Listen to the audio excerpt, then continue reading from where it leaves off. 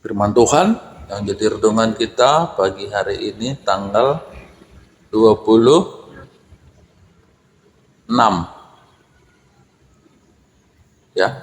Oktober 2003, kitab 1 Samuel 11 ayat 1 sampai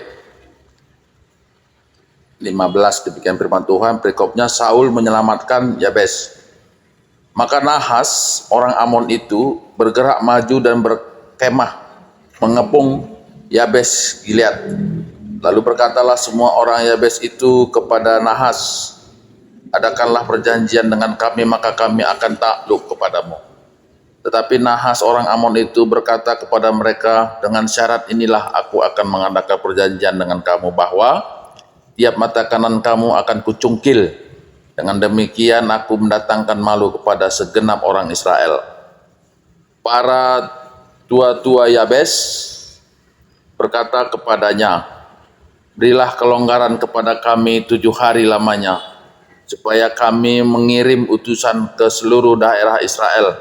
Dan jika tidak ada seorang pun yang menyelamatkan kami, maka kami akan keluar menyerahkan diri kepadamu.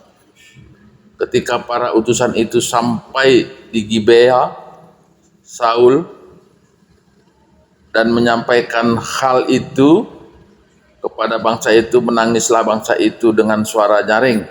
Saul baru saja datang dari padang dengan berjalan di belakang lembunya, dan ia bertanya, ada apa dengan orang-orang ini sehingga mereka menangis? Mereka menceritakan kepadanya kabar orang-orang Yabes itu.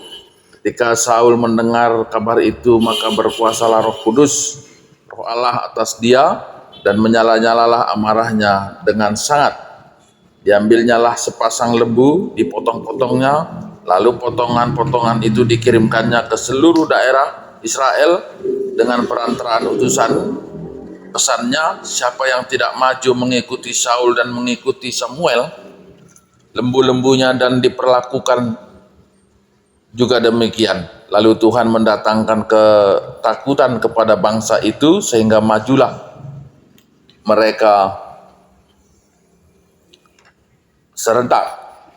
Ketika Saul memeriksa barisan mereka di Bezek, maka ada 300.000 orang Israel dan 30.000 orang Yehuda.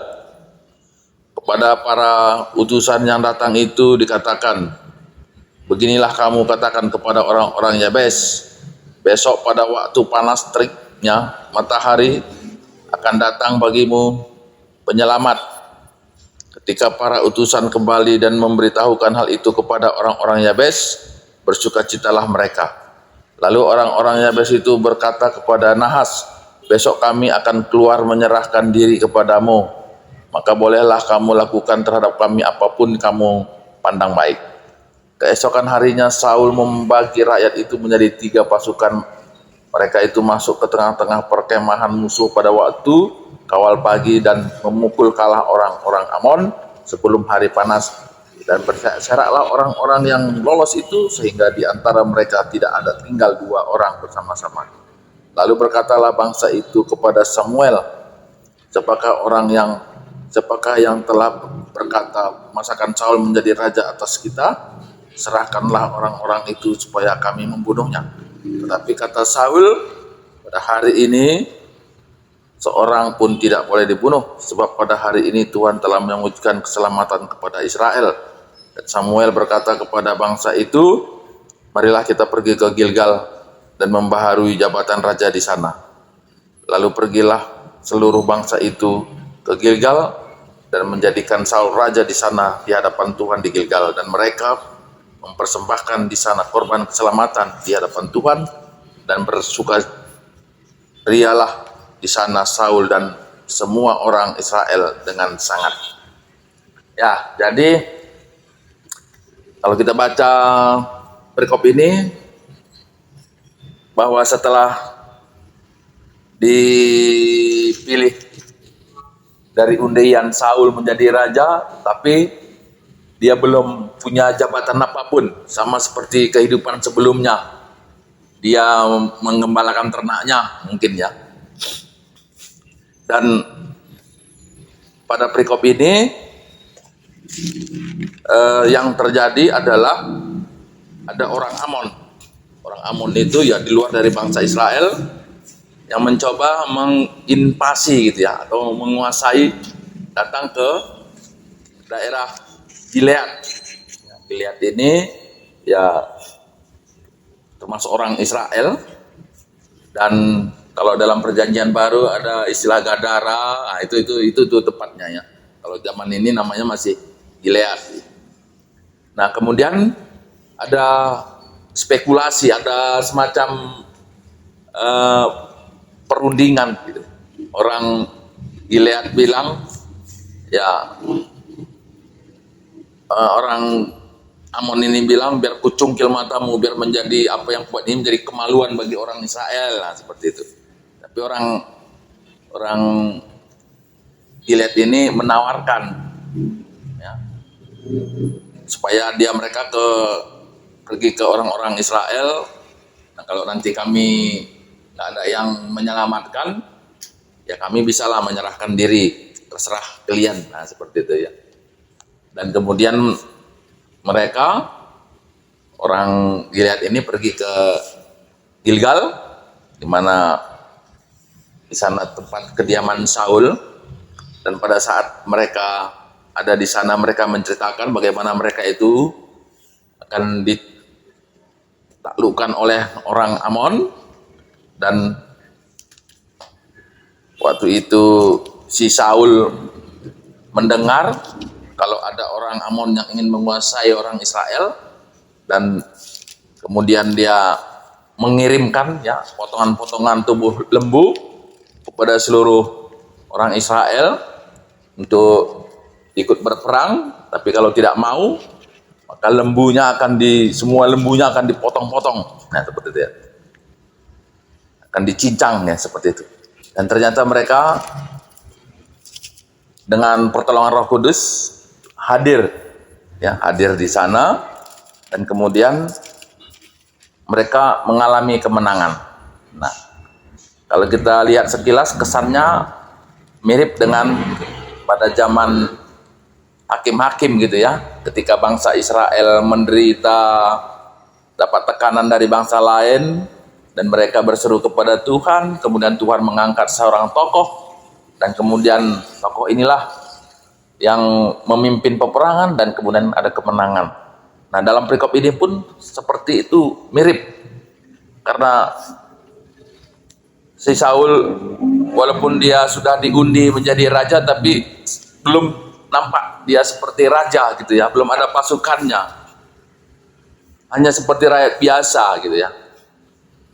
Dan kemudian mereka melakukan peperangan itu. Nah, di sini ada satu Nats ayat 12 gitu ya. Ada satu percakapan yang kesannya itu satu potongan yang bukan tidak alur dari cerita ini. Dia bilang, lalu berkatalah bangsa itu kepada Samuel. Nah, siapa bangsa itu? Ya, orang Israel lah, yang seperti akhir dari pada ayat 27 ya, pasal 10. Tetapi orang-orang durjila berkata, masakan orang ini dapat menyelamatkan kita? Maksudnya Saul. Mereka menghina dia dan tidak membawa perbahasan, seperti itu. Jadi ada orang Israel yang keberatan gitu. Tapi apa kata Samuel? Siapakah orang itu berkata, bangsa itu, orang Israel ini juga, kata Samuel, siapakah orang yang telah berkata, masakan Saul menjadi atas orang raja? Nah, jadi ada orang yang setuju dengan Saul ini menjadi raja, tapi karena ada dengarnya, ada orang mengatakan, masakan orang ini dapat menyelamatkan kita, seperti itu. Dan dia marah dan supaya kita dibunuh. Nah, seperti itu. Zaman-zaman kerajaan begitu ya, patut juga dibunuh siapa yang tidak mengakui raja gitu ya. Tapi ini kesannya terpotong gitu ya, muncul begitu saja cerita ini. Nah, apa yang dapat kita renungkan dari perikop ini sebetulnya adalah bagaimana peperangan ini yang melibatkan Roh Kudus, ya gitu ya. Jadi Alkitab Perjanjian Baru pun mencatat ketika orang itu hidup dengan Kristus, Siapakah yang berani dia melawannya? Nah, seperti itu. Di dalam Kristus, di dalam Roh Kudus ada kemenangan demi kemenangan. Dan itulah yang juga terjadi dalam peperangan ini. Dan tentu dalam konteks saat ini adalah peperangan kita adalah peperangan dalam baik dalam kehidupan dunia, mencari makan, peperangan dalam menemukan pekerjaan, peperangan dalam ekonomi, perdagangan, dan lain-lain. Itu semua peperangan dalam konteks saat ini. Nah, bagaimana kita bisa memenangkan itu? Nah, dalam perikop ini adalah bagaimana Allah, Roh Kudus itu berkuasa atas Saul. Dan oleh karena Roh Kudus tadilah yang kemudian memberikan kemenangan demi kemenangan. Nah, jadi kita pun umat Kristen yang sebetulnya hidup pada zaman Roh Kudus ini, di mana Roh Kudus itu sudah dianugerahkan kepada setiap orang yang percaya. Nah, ini yang perlu kita bangun gitu ya. Bagaimana Roh Kudus itu bisa bekerja dengan luar biasa dalam diri kita, yang akan memberikan kemenangan demi kemenangan. Nah, tentu Roh Kudus itu makanannya adalah firman. Nah, jadi kalau kita lihat bagaimana orang-orang yang dipakai Tuhan luar biasa ya. Dalam internet itu ada 7 orang ya yang dipakai Tuhan untuk menyatakan mujizat. Dan salah satu dari Indonesia katanya Simon Andi gitu. Dan ya sebetulnya banyak lagi ya yang orang-orang para penginjil misioner yang dipakai Tuhan luar biasa dalam mewujudkan suatu mujizat. Dan saya pikir itu adalah orang-orang yang dipakai Tuhan. Dan mereka untuk sampai pada tingkat itu mengalami proses yang cukup panjang dalam pekerjaan Tuhan, dalam pelayanan Tuhan. Dalam pelayanan Tuhan. Dan ya tentu inilah yang perlu kita renungkan dalam kehidupan kita. Sejauh mana selama ini dalam kehidupan kita merasa penting firman Tuhan itu hidup di dalam hati kita. Seberapa besar hidup kita dipakai untuk pelayanan. Seberapa besar hati kita digunakan untuk mau diperbaharui oleh firman Tuhan. Saya kira itu cara supaya Roh Kudus itu berotoritas bekerja di dalam hati kita untuk memberikan kemenangan demi kemenangan dalam peperangan era saat ini. Bukan kita mengangkat tombak, tapi biarlah iman Roh Kudus itu yang akan berperang untuk memberikan kemenangan. Nah, dalam perikop ini jelas dikatakan bagaimana Roh Kudus gitu ya, yang bekerja bagi Saul, dan ketika dia mengatakan sesuatu, yaitu untuk ikut berperang kepada semua orang Israel, justru itu menggerakkan mereka. Nah, jadi orang yang dikuasai oleh Roh Kudus, apapun yang dikatakannya itu akan dikerjakan orang gitu ya, akan dikerjakan orang. Dalam ayat 7 akhir ya, dikatakan diambilnyalah sepasang lembu, dipotong-potongnya, lalu dipotong-potong itu dikirimkannya ke seluruh daerah Israel yang dengan perantaran utusannya. Pesannya, siapa yang tidak maju mengikuti Saul dan mengikuti Samuel, lembu-lembunya akan diperlakukan juga demikian. Lalu Tuhan mendatangkan ketakutan kepada bangsa itu sehingga majulah mereka serta. Nah, jadi ketika Roh Kudus bekerja dalam hati orang Saul, nah perkataannya itu pun juga Roh Kudus bekerja. Dan mereka semua taat. Nah, ini kan juga luar biasa. Begitulah cara Tuhan untuk bekerja. Dan marilah kita yang hidup pada zaman era Roh Kudus ini,